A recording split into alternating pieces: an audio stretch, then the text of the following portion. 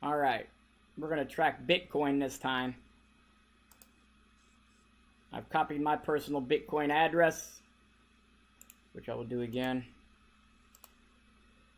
We will go to the Bitcoin explorer.bitcoin.com.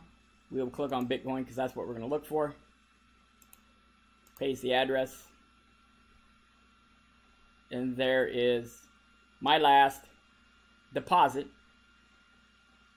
right here of 0.10. That's the last successful deposit that I had gotten.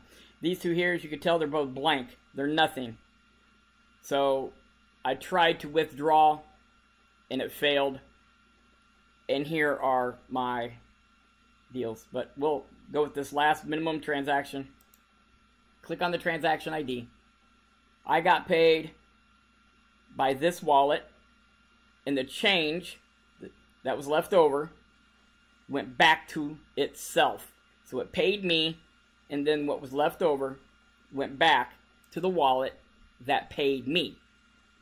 This is the wallet, iCenter wallet, that paid all of us our minimum 0.01, as you can tell.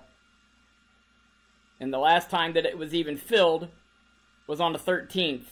By that green positive sign shows that it was filled, which came from a different wallet. But this wallet is the one that pays you.